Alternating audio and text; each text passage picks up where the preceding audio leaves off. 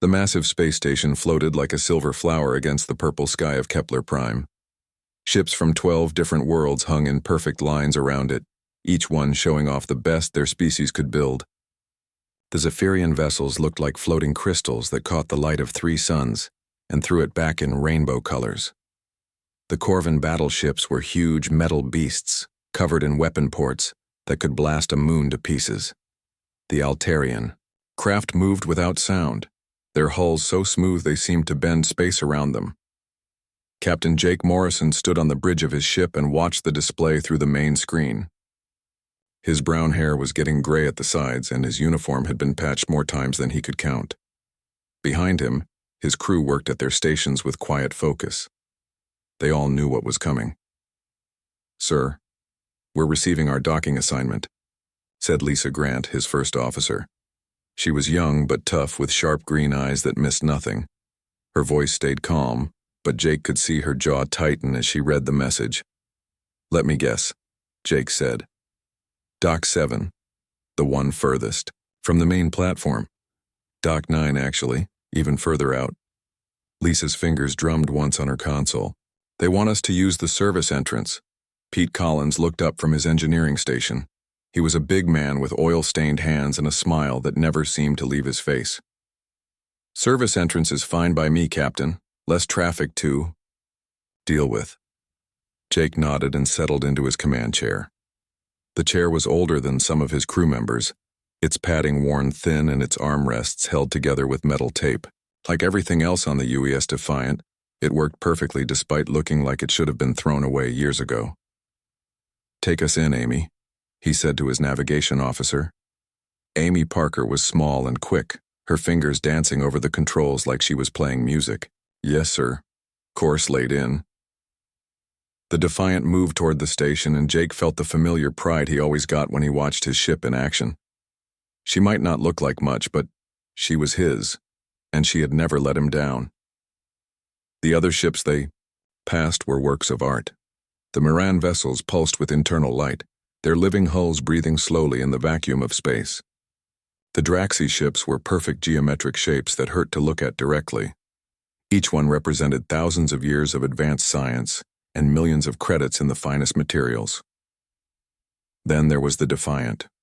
Her hull was a patchwork of different metals and alloys, some bright silver, others dark gray, a few sections showing the green tint of Corvin steel. Weapon mounts stuck out at odd angles, clearly added after the ship was built. Cables and pipes ran along the outside of the hull where they should have been hidden inside. One of the main engines was clearly a different model than the other two, and it was painted a completely different color. "Sir," said Roy Davis from the weapons station. He was a quiet man who kept his thoughts to himself, but Jake had learned to listen when he spoke. "We're getting some interesting signals from the other ships." "What kind of signals?"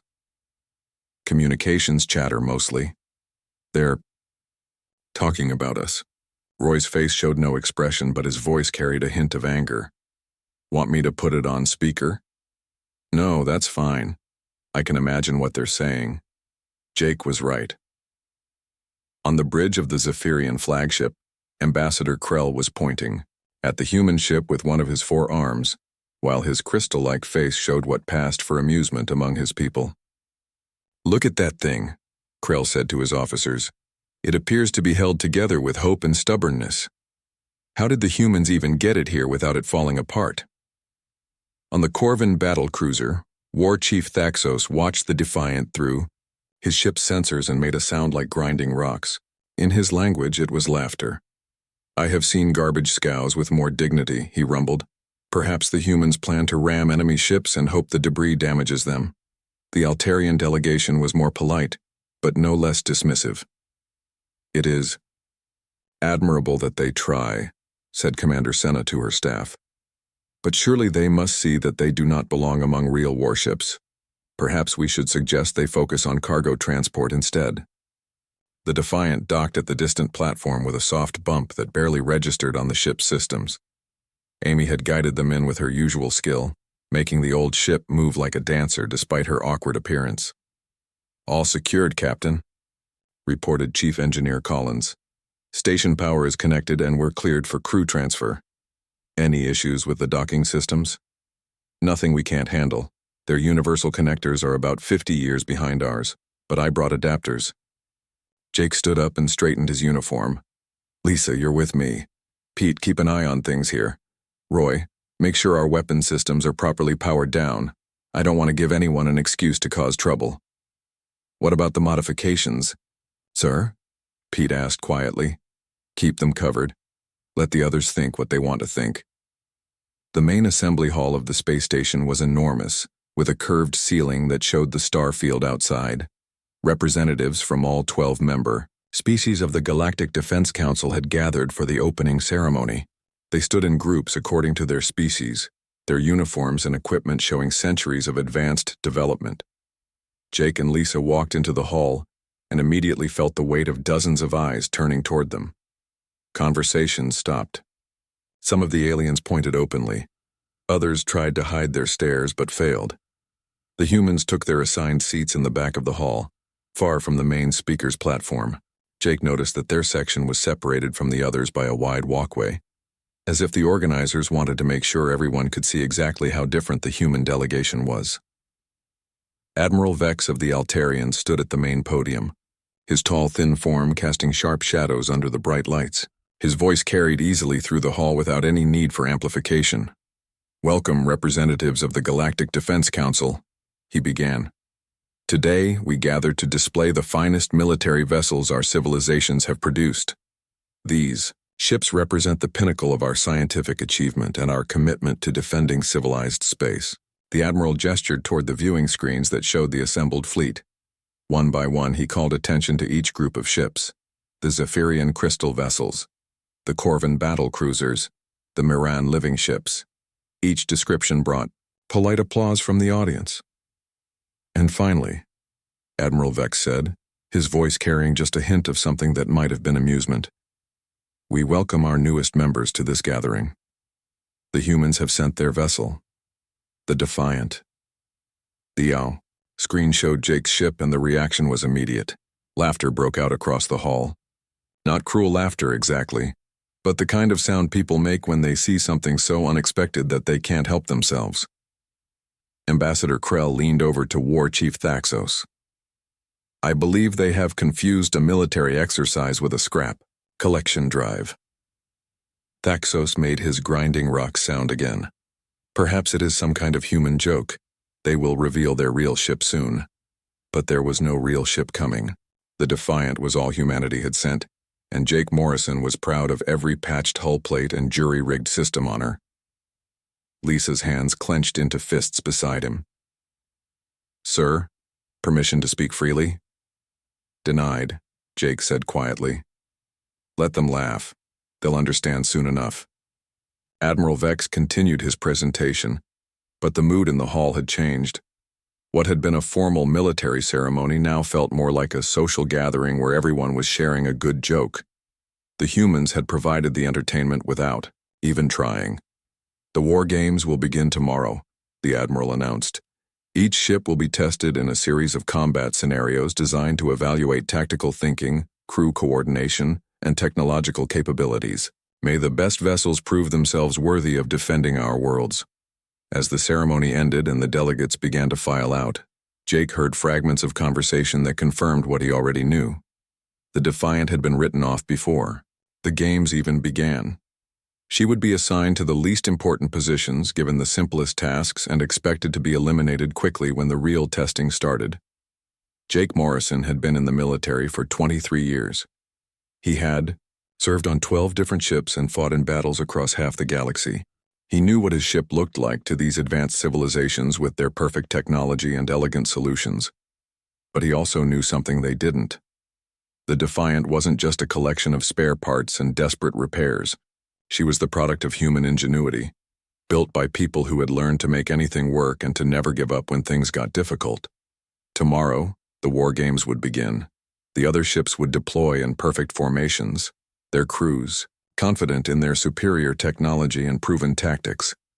They would fight by the rules they had learned and the strategies their computers had calculated, and then they would meet the humans, who had never met a rule they couldn't find a way around. The war games had barely begun when everything changed. Jake Morrison was on the bridge of the Defiant, watching the first mock battle unfold on his screens. The Zephyrian ships moved in perfect diamond formations, while the Corvin vessels advanced in their traditional wall pattern. It was all very predictable and very boring. "Captain," Amy Parker called from her station. Her voice was tight with concern. "I'm picking up an emergency signal from the Outer Rim stations." Jake turned toward her. "What kind of emergency?" "Multiple stations going dark, sir. Telemetry shows massive energy signatures before they lose contact." Amy's fingers flew over her controls. The last transmission was from Station Omega 7. They reported 75 unknown vessels approaching at high speed before their signal cut out. Lisa Grant looked up from her command station. 75 ships? That's not a raiding party, that's an invasion fleet." Before Jake could respond, Admiral Vex's voice crackled over the fleet communication system. All around them, the mock battle stopped as ships received the same emergency data that Amy had picked up. "All vessels, cease war games immediately," the Admiral ordered. "We have confirmed reports of a massive Voidborn armada moving toward Kepler Prime. All ships are to prepare for actual combat operations. This is not a drill." The reaction across the fleet was immediate. The elegant formations broke apart as each ship's captain began issuing orders to their crews. Jake watched the organized chaos on his screens and felt a familiar tightness in his stomach. He had fought the Voidborn before, and they were nothing like the civilized species in the Galactic Defense Council. "Pete," Jake called to his chief, engineer, "how long until we can be ready for combat?" Collins looked up from his station with his usual calm smile. "We're ready now, Captain. Have been since we left Earth. But if you want to run full diagnostics on all systems, give me 30 minutes. "Do it. Lisa, get me everything we have on Voidborn tactics and technology. Roy, start plotting firing solutions for multiple target scenarios." As his crew worked, Jake studied the data coming in from the Outer Rim.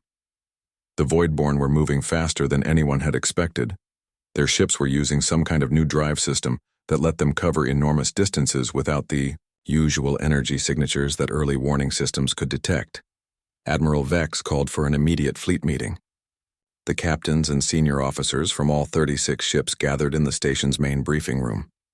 Jake noticed that the humans were seated at the very back again, as if their opinions didn't matter. The Admiral stood at the front of the ER room next to a large display screen that showed the approaching enemy fleet. The Voidborn ships looked like black daggers against the starfield, their hulls designed to absorb light rather than reflect it. Intelligence estimates put the enemy fleet at 75 vessels, Admiral Vex began. "They will reach Kepler Prime in approximately 16 hours. We have 36 ships to meet them, including vessels from every major military tradition in the galaxy." War Chief Thaxos stood up, his massive form casting shadows across the room. "The Voidborn have never faced a coordinated fleet of this size. Our combined firepower should be sufficient to destroy them." Ambassador Krell nodded his crystal head. "The Zephyrian frequency weapons will disrupt their hull integrity, while the Corvin plasma cannons destroy their propulsion systems. A simple matter of coordination." Jake raised his hand. "Admiral, may I examine the tactical data on the enemy ships?" The room fell quiet. Several alien officers turned to stare at the human captain as if they had forgotten he was there. "Captain Morrison," the Admiral said slowly, "I appreciate your interest, but I think it would be best if you focused on supporting operations. Your ship will be assigned to long-range reconnaissance duties." "With respect, sir, I'd still like to see the data. Human tactical analysis might provide a different perspective." Ambassador Krell made a sound like tinkling bells, which was how his species laughed. "Different perspective? Captain, these are Voidborn raiders. They use the same crude tactics they have always used. Overwhelming numbers and brute force. There's nothing complex about them." "Actually," Jake said, standing up, "that's not entirely accurate. If you look at the ship configurations in the sensor data, you'll see design elements that suggest they've been studying our military technology. Those aren't standard Voidborn vessels." Admiral Vex looked annoyed. "Captain Morrison, the Voidborn are primitive beings who rely on stolen technology and superior numbers. They have never shown the capability for advanced tactical thinking. Jake felt Lisa tense beside him, but he kept his voice calm.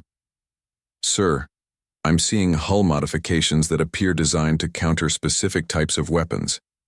Energy dissipation, arrays that would be useless against void-borne weapons but very effective against Zephyrian frequency attacks. Armor plating with a composition that suggests they've been analyzing Corvin plasma cannon effectiveness. The room erupted in protests. War Chief Thaxo slammed his fist on the table. Impossible. The Voidborn lack the intelligence for such analysis. They lack the civilization for such analysis, corrected Commander Senna of the Altarians. But they are quite capable of copying what they observe. If they have been watching our military exercises, they might have learned to build defenses against our standard tactics. Admiral Vex held up his hand for silence. Even if Captain Morrison's analysis is correct, it changes nothing. We have the most advanced fleet ever assembled. Our weapons and tactics have been perfected over centuries of warfare. The Voidborn cannot match our technological superiority. Jake sat down, knowing he had said all he could. Around him, the alien officers returned to their confident discussions about formation patterns and firing sequences. They had fought the Voidborn before, and always won through superior technology and coordination. They saw no reason this battle would be different, but Jake had noticed something else in the sensor data, something that made his stomach knot with worry. The Voidborn ships were moving in patterns that showed careful planning and advanced coordination. These weren't the chaotic swarms that usually characterized Voidborn attacks. Someone or something was directing them with intelligence and purpose. When the meeting ended, Jake and Lisa returned to the Defiant. The ship was buzzing with activity as the crew prepared for battle. Pete Collins had his engineering team running diagnostics on every system, while Roy Davis worked with the weapons crew to check ammunition loads and targeting computers. Captain, Pete called as Jake entered the engineering section. I need to talk to you about the modifications. Jake looked around to make sure they were alone. What about them? If we're going into real combat, I want to have everything ready. That means powering up systems that the other ships have never seen before. Are you comfortable with that level of exposure? Jake considered the question. The Defiant carried modifications that represented years of human engineering development. Some of the technology was so advanced that it would surprise even their allies. Other systems were so primitive that the aliens would consider them barbaric. All of it was designed to work together in ways that no other species had ever attempted. Pete, if we're fighting the Voidborn, I want every advantage we can get. Power up everything. Collins grinned. That's what I was hoping you'd say. Give me 4 hours and this old girl will be ready for anything. As Pete and his team worked, Jake went to his quarters to study the tactical data one more time. The more he looked at it, the more convinced he became that the fleet was walking into a trap. The Voidborn had been watching and learning. They knew exactly what weapons and tactics the Galactic Defense Council would use, and they had prepared countermeasures. The other captains were so confident in their advanced technology that they couldn't see the danger. They thought superior firepower and perfect coordination would be enough. They had never considered that the enemy might have learned to turn their strengths against them. A soft chime indicated someone at his door. Come in. Lisa entered, carrying a cup of coffee and a data pad. Thought you might need this, sir. The coffee's real, not the synthesized stuff. Jake accepted the cup gratefully. What's on the pad? Personnel files for the Voidborn ships. I've been analyzing their crew compositions based on life sign readings from the sensor sweeps. Lisa sat down across from his desk. Captain, these aren't typical Voidborn raiders. The biosignatures show a mix of species, including some that match Galactic Defense Council databases. Jake felt his blood turn cold. You're saying they have our people on those ships? Not our people exactly, but they have members of various council species. Prisoners, defectors, or captured personnel who could provide technical knowledge about our weapons and tactics. That explained everything. The Voidborn hadn't developed countermeasures through their own intelligence. They had forced captured council members to help them design ships and tactics specifically to defeat the very forces that were now moving to intercept them. Lisa, get me a secure channel to Admiral Vex. He needs to know about this. I already tried, sir. His communications officer said the Admiral is busy with fleet coordination and cannot be disturbed. I also tried reaching the other ship captains. Same response. The Voidborn fleet dropped out of hyperspace like a storm cloud blotting out the stars. 75 ships appeared in perfect formation, their black hulls seeming to swallow the light from Kepler Prime's 3 suns. Jake Morrison watched from the bridge of the Defiant as sensors across the Council fleet registered the enemy's arrival. My God, whispered Amy Parker from her navigation station. They're huge. She was right. The Voidborn ships were larger than anyone had expected, and their designs were wrong in ways that made Jake's skin crawl. The hulls twisted and curved like living things with weapon ports that opened and closed like breathing mouths. These weren't the crude raiders that Council forces had faced before. All ships assumed defensive formation Omega. Admiral Vex's voice crackled over the communication system. Zephyrian vessels to the front, Corvin battle cruisers in support positions. All other ships maintained standard spacing.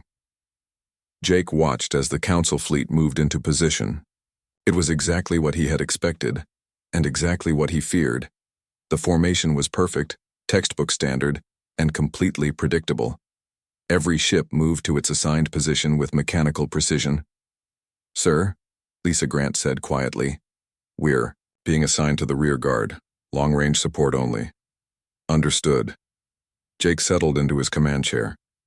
Pete, are all our systems ready? Collins looked up from the engineering station. Everything's powered up and waiting, Captain. Just say the word. The first exchange of fire began exactly as Admiral Vex had planned.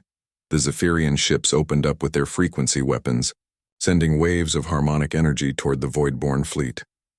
It should have been devastating. The frequency attacks were designed to find the natural resonance of enemy hulls and tear them apart from the inside. Instead, the energy waves struck the Voidborn ships and simply disappeared. The black hulls absorbed the attack without showing any damage at all. Impossible, Ambassador Krell's voice came over the open channel. Our weapons are specifically tuned to disrupt all known hull materials. The Voidborn response was immediate and brutal. Dark energy beams lanced out from their ships, striking the beautiful crystal vessels of the Zephyrian fleet. Where the beams hit, the crystal hulls cracked and shattered like glass. 3 Zephyrian ships were destroyed in the first 10 seconds of battle.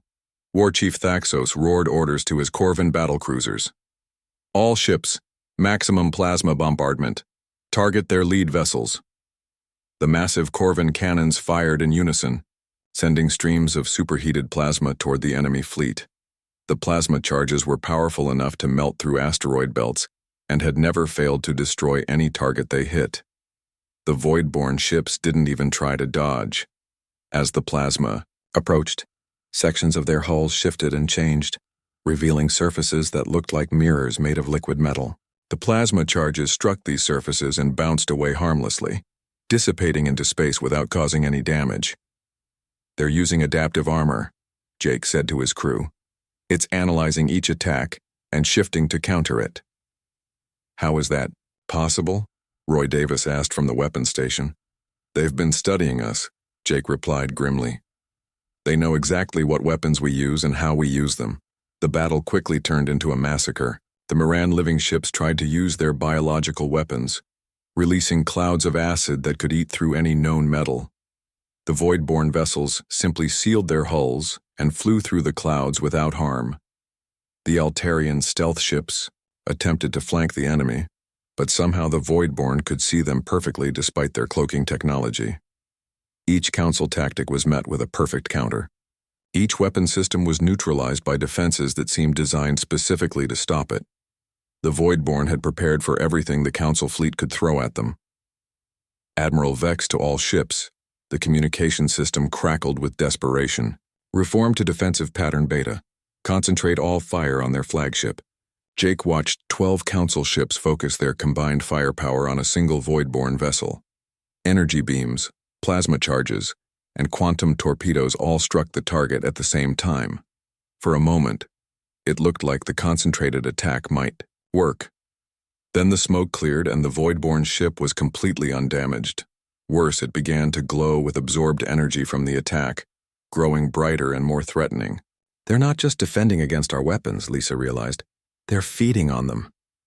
The glowing Voidborn ship fired a single shot that destroyed 2 Corvin battlecruisers instantly.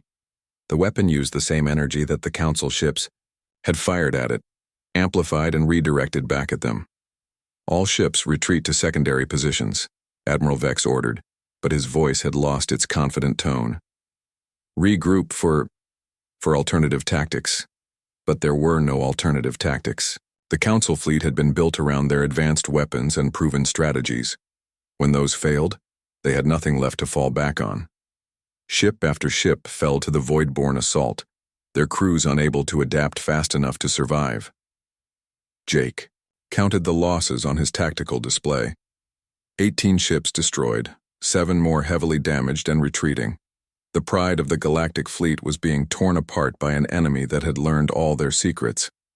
"Captain," Amy called out, "Admiral Vex is ordering us to retreat. We're supposed to call for reinforcements." Jake stared at the battle raging ahead of them. The Voidborn were pushing forward now, confident in their victory. Soon they would reach Kepler Prime and the billions of innocent people who lived there. The reinforcements Amy mentioned were days away at best. "Sir?" Lisa asked quietly. "Your orders?" Jake made his decision. "Amy, plot a course directly into the battle zone. Pete, activate all human systems. Roy, prepare all weapons for full engagement, Captain," Lisa protested. "That's a direct violation of our orders. Admiral Vex specifically commanded us to retreat." "Admiral Vex is about to lose this battle and get a lot of people killed," Jake replied. "I won't run away while there's still something we can do."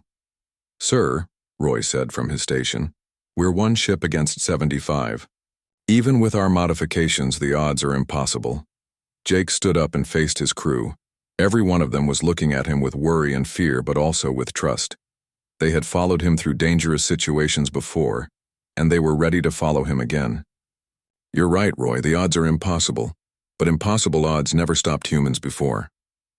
Jake moved to the center of the bridge. "Pete, I want everything we've got. Every system, every weapon, every trick we've learned in 20 years of making do with less than we needed." Collins grinned and began working at his console. "Aye, Captain. Activating full human configuration." Throughout the ship, panels began to slide away from the walls, revealing hidden systems that no Council inspection had ever seen. The patchwork hull started to shift and reconfigure itself, armor plates moving to new positions, while weapon mounts extended from concealed openings. The 3 mismatched engines suddenly synchronized their output, producing a harmony of power that made the ship hum with new energy. "All stations report ready," Lisa announced, but her voice was filled with amazement. She had served on the Defiant for 3 years and had never seen all of its capabilities at once. "Amy, take us in. Maximum speed. Evasive pattern Delta." Jake settled back into his command chair. "And broadcast this on all frequencies. I want everyone to hear it." He activated the ship's communication system and spoke clearly into the microphone.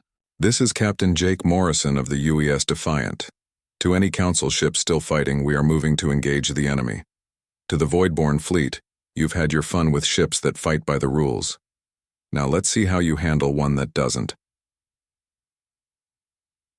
Amor. Defiant surged forward, accelerating past the retreating Council vessels toward the heart of the Voidborn fleet. On every ship in both fleets, sensors registered the approach of the human vessel that had been dismissed as scrap just hours before. Admiral Vex's voice came over the communication system, filled with panic. "Captain Morrison, return to formation, immediately. You cannot engage the enemy alone." "Watch me," Jake replied, and cut the channel. The Voidborn fleet detected the approaching human ship and began to turn their weapons toward it. After destroying most of the Council fleet, they expected this final vessel to fall just as easily as all the others. They had no idea what they were about to face.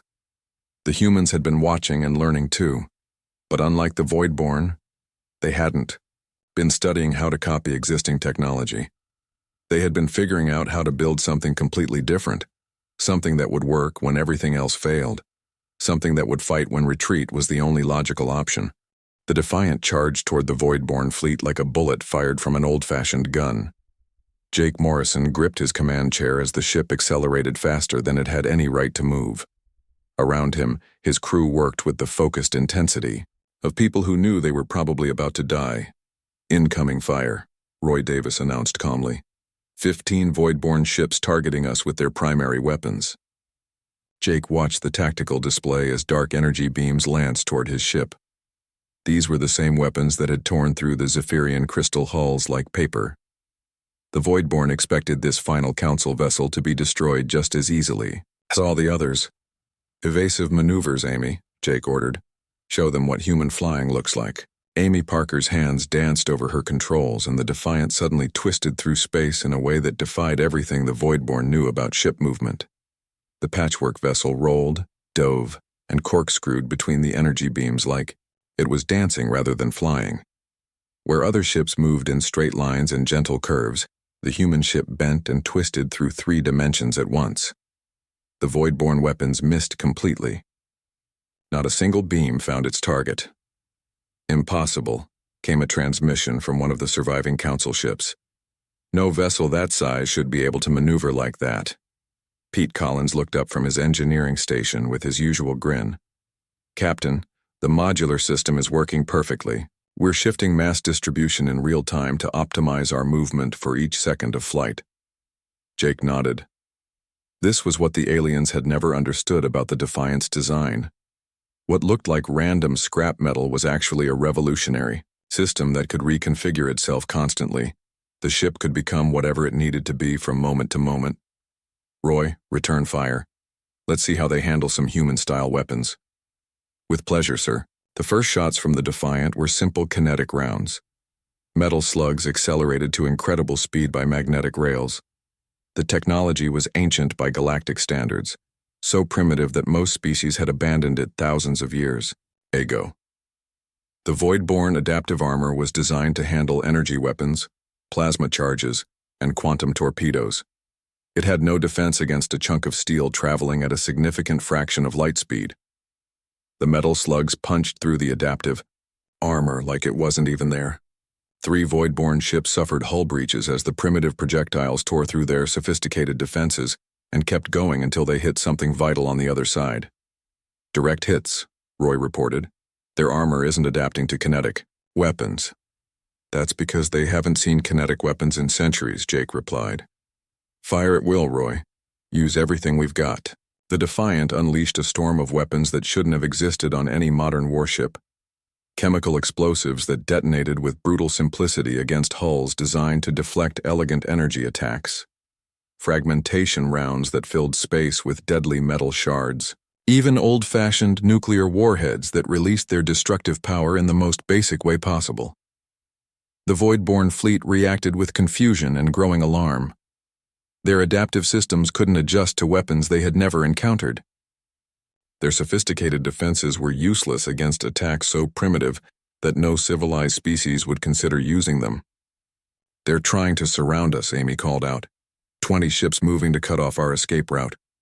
"Who said anything about escaping?" Jake asked.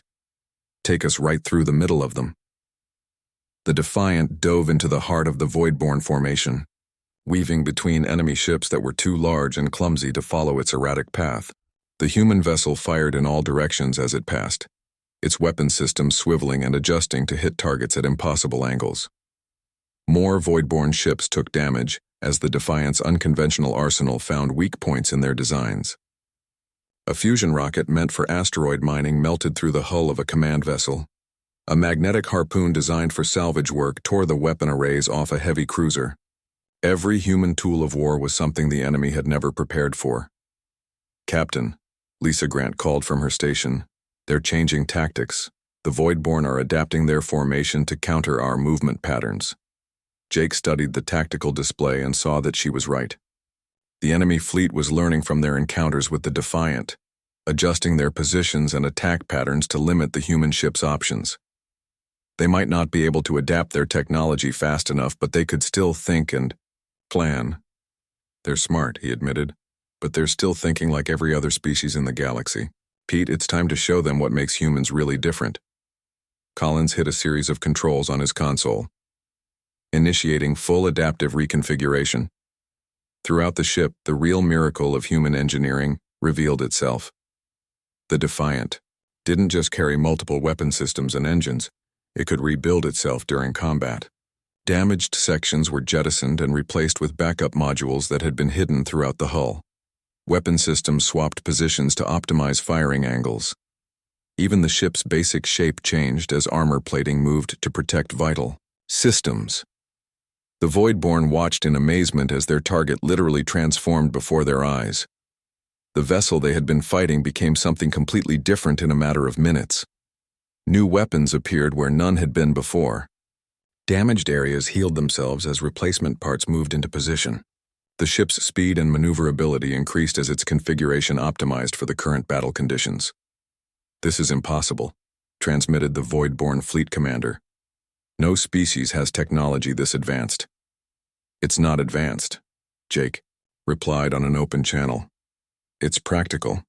We learned a long time ago that the best weapon is the one that works when everything else fails." The Defiant continued its deadly dance through the enemy fleet, but now it was doing something no other ship could do. It was learning and adapting faster than its opponents. Every time the Voidborn adjusted their tactics, the human ship changed its configuration to counter their new strategy.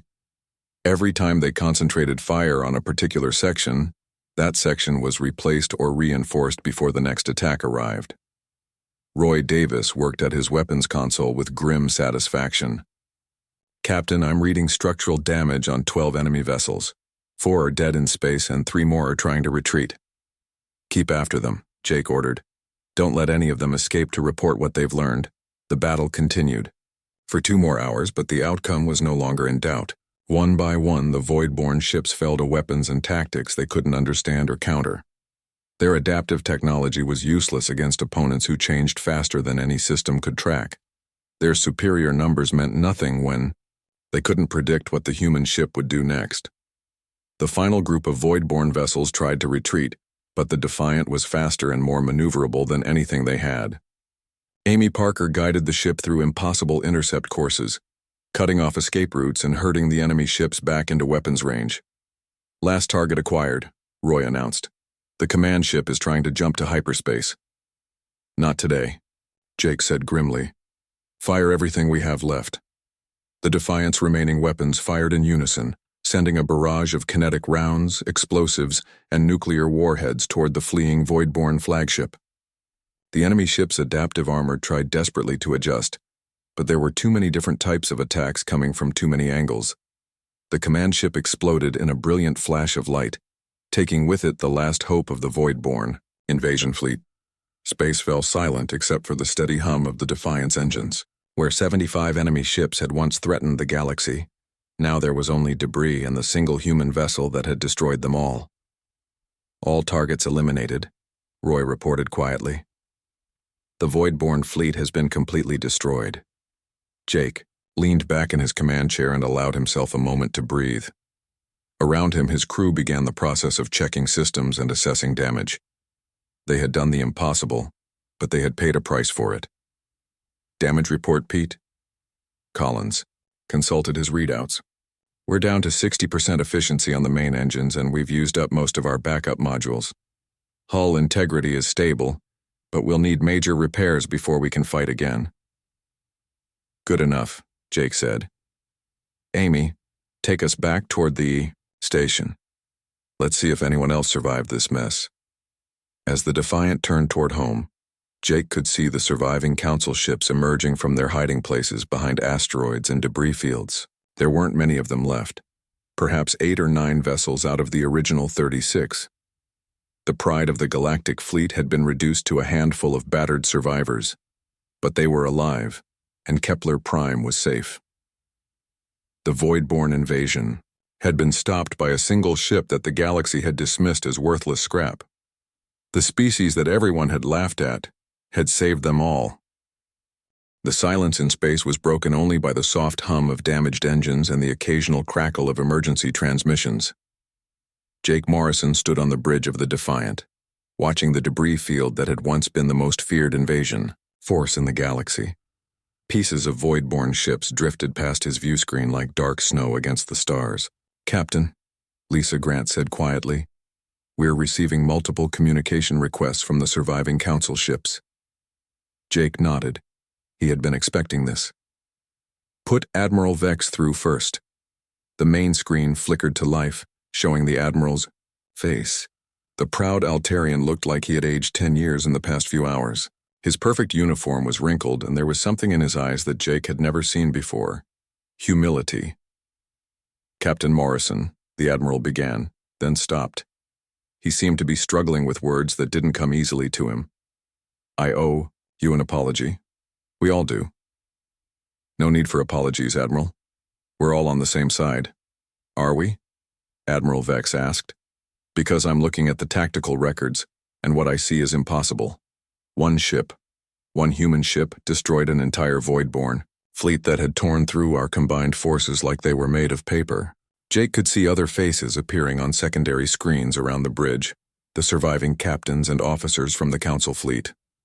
War Chief Thaxos, his massive form hunched with exhaustion.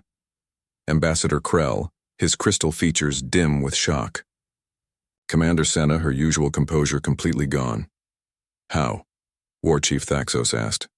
His voice was hoarse from shouting orders during the battle.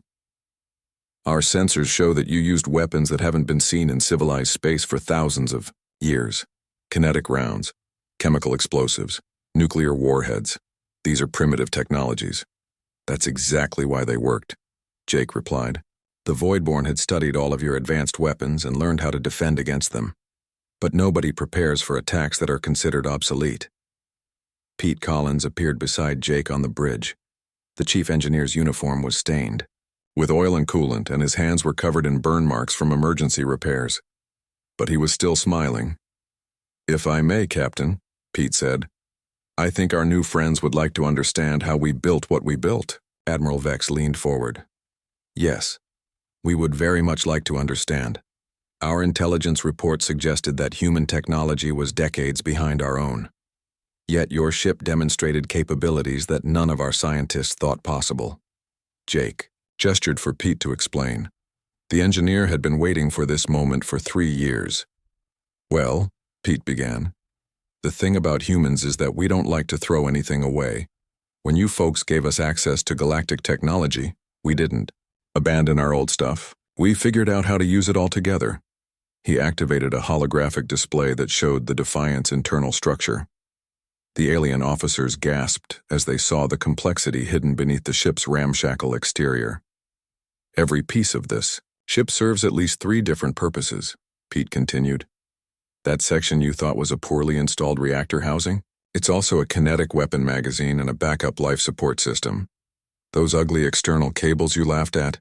They allow us to reroute power and data through 17 different pathways, so we can keep fighting even when half our systems are destroyed." Ambassador Krell studied the display with growing amazement. This is incredibly sophisticated. The level of integration required to make all these systems work together would challenge our best engineers." "That's the difference between us and you," Jake said. "You design beautiful ships that do one thing perfectly. We design ugly ships that can do anything they need to do."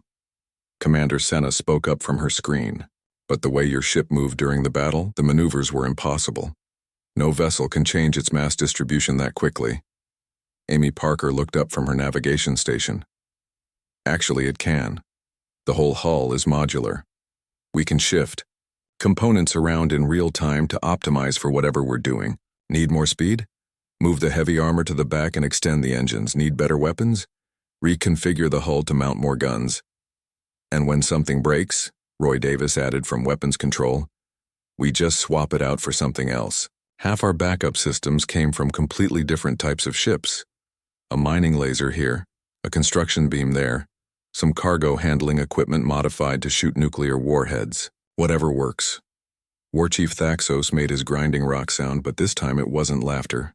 It was wonder. "You fight with whatever you can find. You adapt to any situation. You never give up, even when the odds are impossible." "That's pretty much it," Jake agreed. We call it being human. The communication channels fell silent as the alien officers tried to process what they had learned. These humans, who they had dismissed as primitive and backward, had just demonstrated engineering and tactical thinking that was beyond anything in their experience. "Captain Morrison," Admiral Vex said finally, "I have a request. The Galactic Defense Council would like to invite you and your crew to our primary shipyards. We want to learn from you. We want to understand how to build ships that can adapt and survive the way yours does." Jake looked around at his crew. Lisa was trying to hide a smile. Pete was grinning openly. Amy and Roy were exchanging looks of satisfaction. They had all endured years of being treated as second-class citizens of the galaxy, and now everyone wanted to learn from them. "We'd be happy to help," Jake said. "But I should warn you, human engineering isn't just about technology. It's about a way of thinking. You have to be willing to use anything that works, even if it's not elegant or sophisticated." "Even if it looks like scrap?" Ambassador Krell asked. "Especially if it looks like scrap. Some of our best ideas come from things other people have thrown away." Over the following weeks, the Defiant became the most visited ship in the galaxy. Engineers from every council species came to study its design, trying to understand how humans had created something so effective from what appeared to be random parts. The modular systems, the adaptive hull, the integrated backup networks, all of it was revolutionary, yet built from technology that was centuries old. Jake found himself giving tours to groups of alien engineers who asked endless questions about human design philosophy. He tried to explain that it wasn't really philosophy at all. It was just the way humans approached problems. When something broke, you fixed it with whatever you had. When you needed a new capability, you figured out how to build it from existing parts. When everyone said something was impossible, you did it anyway, and worried about the theory later. The real revolution wasn't in the technology, it was in the attitude, the willingness to use anything that worked, to adapt to any situation, to never accept that a problem couldn't be solved. Other species had pursued perfection in their specialties. Humans had pursued effectiveness in everything. 3 months after the battle, Jake received an official message from the Galactic Defense Council. The human approach to ship design was being adopted across the fleet. New vessels would be built, with modular systems, multiple backup networks, and the ability to adapt their configuration for different missions. The elegant, specialized ships that had been the pride of the galaxy were being retired in favor of practical, adaptable designs that looked suspiciously like the Defiant. But the most satisfying moment came when the first of the new ships was launched. It was a joint project between all 12 council species, incorporating the best ideas from each civilization. The hull was a patchwork of different materials and technologies. The weapon systems included everything from the latest energy cannons to updated versions of human kinetic weapons. External cables and pipes ran along the outside of the ship, where they could be easily maintained and modified. It was, by any traditional standard, completely ugly. The council had named it the UES Persistence, in honor of the human quality that had saved them all. As Jake watched it launch on his view screen, he couldn't help but smile. The ship looked exactly like something humans would build, a collection of mismatched parts that somehow worked perfectly together. The galaxy had learned an important lesson. Sometimes the best solution isn't the most advanced one. Sometimes the most effective approach is the one that everyone else thinks is impossible. And sometimes the species that everyone laughs at turns out to be the one that saves everyone else. The humans were no longer the joke of the Galactic Defense Council. They were its teachers, its innovators, and its saviors. And if anyone had a problem with ships that looked like scrap heaps, well, they could take it up with the 75 void-born vessels that had learned the hard way not to underestimate human ingenuity. Jake Morrison settled back in his patched command chair and watched the stars. Somewhere out there, new challenges were waiting. But whatever came next, humanity would be ready for it. They always were. It was just what humans did.